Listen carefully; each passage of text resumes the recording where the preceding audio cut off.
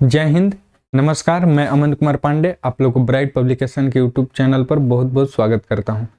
कैसे हैं आप लोग? उम्मीद करता हूं कि आप लोग अच्छे होंगे और आशा करता हूं कि आप लोग इस चैनल को सब्सक्राइब भी कर चुके होंगे। यदि आप में से कोई भी अभी तक इस चैनल को सब्सक्राइब नहीं किए हैं तो चैनल को सब्सक्राइब कर लो और बेल आइकन दबाना नहीं भूलें। चलिए, आज हम लोग 9th क्लास के चैप्टर 1 के एक्सरसाइज 1.5 को हम लोग आज सॉल्व करने वाले हैं। ठीक है, तो चलिए क्वेश्चन नंबर 1 पर आते हैं कि क्वेश्चन नंबर 1 बोल रहा है कि बताइए नीचे दी गई संख्याओं में कौन परिमेय है और कौन अपरिमेय है। हम लोग को परिमेय संख्या और अपरिमेय संख्या बताना है। ठीक है, परिमेय संख्या और अपरिमेय संख्या बताना है। हम थोड़ा सा यहाँ पर बता देते हैं एकदम मतलब कि शॉर्ट बातें में कि परिमेय संख्या जिसको हम लोग बटा के रूप में लिख सकते हैं, ठीक है ना, उसे हम लोग परिमेय संख्या कहते हैं। और अपरिमेय संख्या मतलब कि रूट के अंदर में अभाज्य संख्या आ जाए तो वो अपरिमेय संख्या आ जाए। अभाज्य संख्या क्या होती है? जो खुद से और एक से विभाजित हो। तो 2, 3, 5, 7, 11, 13, 17, 19 ये सब संख्या क्या है? ऐसे ही बढ़ते जाएंगे। ये क्या है? अभाज्य संख्या है। अब ये सब रूट में आ जाएंगे तो ये क्या हो जाएंगे? ये अपरिमेय संख्या हो जाएंगे। ठीक है, √2, √3, √5, √7, √11, √13, √17, √19 ये सब क्या हो जाएंगे? अपरिमेय संख्या हो जाएंगे। अपरिमेय संख्या समझ में आ गया? अपरिमेय संख्या। और परिमेय संख्या क्या है कि 4/1 लिख दीजिए, 2, 3, 8/5, 4/7, 3, 2, 2/7 ये क्या है? ये परिमेय संख्या है। क्लियर है? तो चलिए आगे बढ़ते हैं, क्वेश्चन पर आते हैं। क्वेश्चन नंबर 1 है कि 2 - √5। तो 2 - √5 क्या है? एक अपरिमेय संख्या है। ठीक है ना, एक अपरिमेय संख्या है। क्योंकि देख लीजिए कि √5 एक अपरिमेय संख्या है। √5 अपरिमेय संख्या है। √5 का मान होता है 2.236। ये अपन आगे बढ़ते जा रहा है। तो 2 में से 2.263 कटाइएगा तो ये भी ये शांत नहीं आ रहा है, ये आगे बढ़ते जा रहा है, यानी ये क्या है? अपरिमेय संख्या है। ठीक है, समझ में आ गया?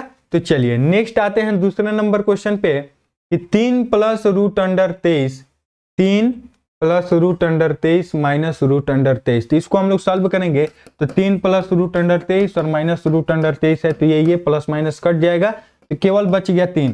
तो 3/1 इसको लिख सकते हैं, यानी P/Q के रूप में लिख सकते हैं। तो ये क्या है? 3 एक परिमेय संख्या है। 3 एक परिमेय संख्या है। समझ में आ गया? चलिए आगे बढ़ते हैं।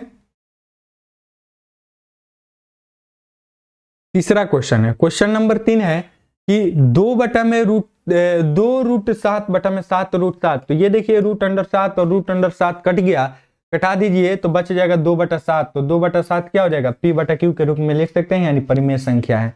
क्लियर है? चलिए क्वेश्चन नंबर 4 है 1/√2। तो 1/√2 यानी इसका परिमेयकरण भी कर रहे हैं तो 1/√2 गुने √2/√2 यहाँ पर √2 हो जाएगा। ठीक है, हर का परिमेयकरण कैसे करते हैं? तो उसी जो हर है में जो बटा में रहता है, जो हर में रहता है उसी को दोबारा से गुना कर देते हैं। तो ये देखिए, तो ये गुना कीजिए तो √2 और √2 और √2 गुना कीजिएगा तो √4 हो जाएगा, यानी 2 हो जाएगा। तो ये 2/√2 आ रहा है। तो ये हम पहले ही बोले थे कि √2 आ जाए, यानी रूट के अंदर में अभाज्य संख्या आ जाए तो क्या होता है? अपरिमेय संख्या होता है। क्लियर है? समझ में आ गया? इसी तरह से क्वेश्चन नंबर 5 है कि 2π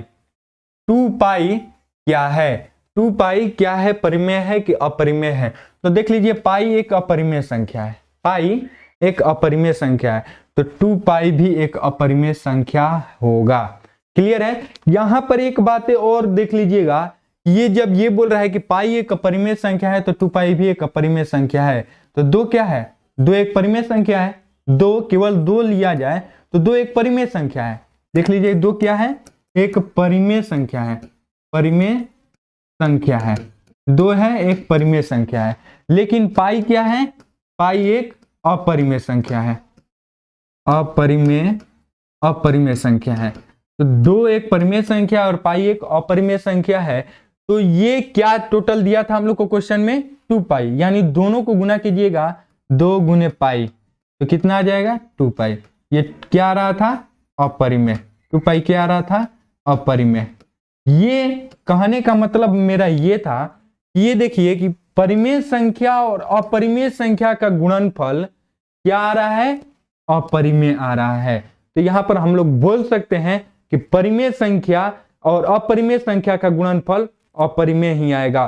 परिमेय संख्या और अपरिमेय संख्या का योगफल अपरिमेय ही होगा। परिमेय संख्या और अपरिमेय संख्या का माइनस अपरिमेय ही होगा।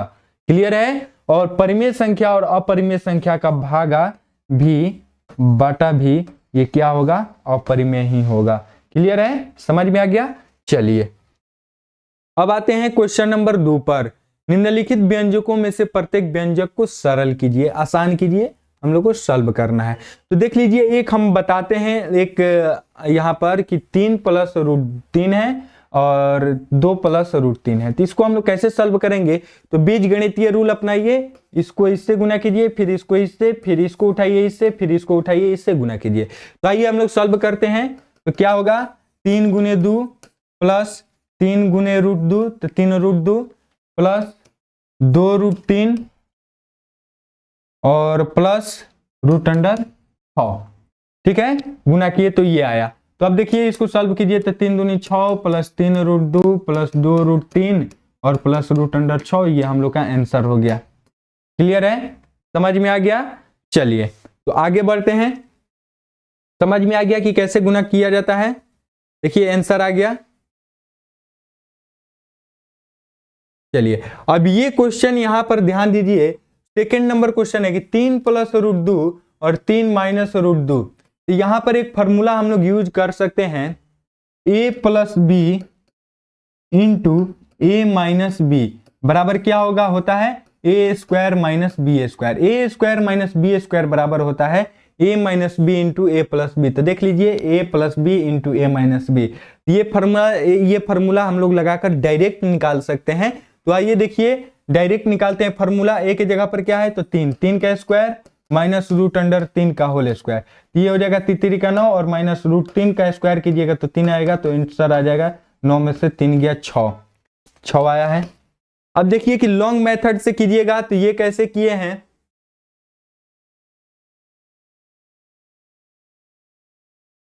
ये अपने तरीके से कैसे कर लिए हैं जी कि √3 कॉमन ले लिए हैं तो यहां पर 1 बचना चाहिए,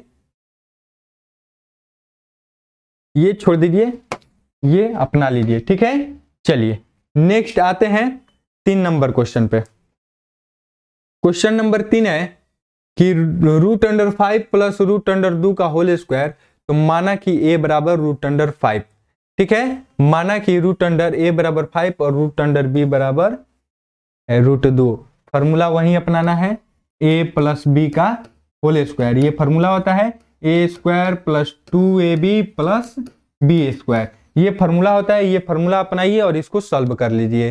तो चलिए a + b का होल स्क्वायर फॉर्मूला होता है a² + b² + 2ab। ये फॉर्मूला होता है चूंकि हम बताए थे, तो कर लीजिए। तो a का मान यानी 5 का होल स्क्वायर कीजिए, √5 का होल स्क्वायर कीजिएगा तो 5 आएगा। तो a² + 2a और b, तो 2ab, तो 2ab + b² यानी 2, b² यहां पर कर दिया है, b² यानी 2 कर दिया है। ठीक है, तो अब देखिए तो 5 और 2 7 हो जाएगा और ये हो जाएगा 2√10, ये आ गया 7 + 2√10। क्लियर है? समझ में आ गया? चलिए आगे आते हैं 4 नंबर क्वेश्चन पे। 4 नंबर क्वेश्चन उसी तरह से बनाइए, a + b और a - b के होल स्क्वायर पर। तो a + b × a - b है, तो इसका आंसर क्या आता है? फॉर्मूला होता है a² - b²। ये फॉर्मूला होता है। तो a² क्या है? a का मान कितना है? तो √5 का होल स्क्वायर कर दीजिए, माइनस b कितना है? तो √2 का होल स्क्वायर कर दीजिए तो 5 हो जाएगा। ये 5 का स्क्वायर कीजिए, √5 का स्क्वायर कीजिएगा तो 5, माइनस √2 का स्क्वायर कीजिएगा तो 2, तो 5 में से 2 गया, क्या बच गया? 3 आंसर आ जाएगा। क्लियर है? चलिए आगे आते हैं 3 नंबर क्वेश्चन पे। क्वेश्चन नंबर 3 है कि यहां पर बोला जा रहा है कि आपको याद होगा कि पाई को एक वृत्त की परिधि मान लीजिए c। ठीक है, क्वेश्चन में वृत्त की परिधि और उसके व्यास यानी मान लीजिए c, परिधि को मान लेना है c और व्यास को मान लेना है d, के अनुपात से परिभाषित किया जाता है, अर्थात पाई बराबर c/d। पाई बराबर c/d, इस अनुपात से हम लोग को परिभाषित किया जाता है कि यह इस तथ्य का अंत विरोध करता हुआ प्रतीत होता है कि पाई अपरिमेय है। तो इस अंत विरोधी का निवारण आप किस प्रकार करेंगे। तो आइए देखिए हम लोग सॉल्व करते हैं कि वृत्त की परिधि जो है c और व्यास है d। तो अब c बराबर यानी वृत्त का परिधि बराबर 2 पाई r होता है, तो r क्या हो जाएगा, व्यास के आधा होता है यानी d/2 होगा। तो ये 2 से 2 खत्म, तो c बराबर क्या बच गया, पाई d। क्लियर है। चलिए आगे बढ़ते हैं, d बराबर बच गया पाई d। चलिए आगे आते हैं, आगे देखिए क्या दिया गया है।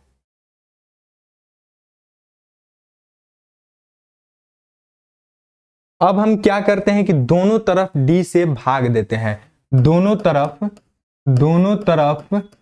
d से, स्मॉल d से भाग देने पर दोनों तरफ स्मॉल d से भाग देते हैं, तो ये क्या होगा कि ये d से d खत्म हो जाएगा, तो बच जाता है पाई 1। ठीक है ना, पाई से 1। तो यहां पर देखिए ध्यान दीजिए कि अब हम जानते हैं कि कोई संख्या जो p/q के रूप में है वह परिमेय संख्या होती है। जो संख्या p/q के रूप में होती है वो क्या होती है, परिमेय संख्या होती है। c/d का अनुपात बराबर क्या आता है, पाई आ गया ना, तो पाई क्या है, पाई/1 लिख सकते हैं। तो ये मतलब कि पाई आ गया है, तो इसको हम लोग p/q के रूप में लिख सकते हैं। तो हम लोग जानते हैं कि पाई एक मतलब कि किसी भी संख्या को p/q के रूप में लिख सकते हैं, तो क्या है, परिमेय संख्या है। तो जबकि p और q दोनों पूर्णांक होनी चाहिए, तो यहाँ पाई एक परिमेय संख्या प्रतीत होती है, यहां पर है नहीं होगा कि प्रतीत होती है। पाई एक परिमेय संख्या प्रतीत होती है। क्यों प्रतीत होती है, यहां पर अभी हम जिक्र कर रहे हैं कि प्रतीत होती है। क्यों, क्योंकि ये केवल पाई है, तो हम लोग लिख सकते हैं पाई/1। तो पाई/1 है तो यानी p/q के रूप में लिख सकते हैं। तो यहां पर पाई एक परिमेय संख्या प्रतीत होती है, लेकिन स्केल से मापने पर मापने पर इसका सटीक मान नहीं आता है। ठीक है, इसका पक्का मान नहीं मिलता है, यानी पक्का मान नहीं मिलता है। इसलिए पाई एक अपरिमेय संख्या है। यहां पर लिख देते हैं कि इसलिए पाई एक अपरिमेय संख्या है, क्लियर है, समझ में आ गया। यदि आप लोग को ये लिखा हुआ नहीं समझ में आ रहा है तो हम बोल कर लिखे हैं, तो आवाज सुनकर भी आप लोग लिख सकते हैं। ठीक है, चलिए क्वेश्चन नंबर 4 पर आते हैं। क्वेश्चन नंबर 4 है कि संख्या रेखा पर दर्शाना है कि रूट अंडर 9.3 को निरूपित करना है। कहां पे, संख्या रेखा पर दर्शाना है। तो देखिए सबसे पहले हम क्या करते हैं कि संख्या रेखा पर 9.3 इकाई लिया जाए, ab बराबर 9.3।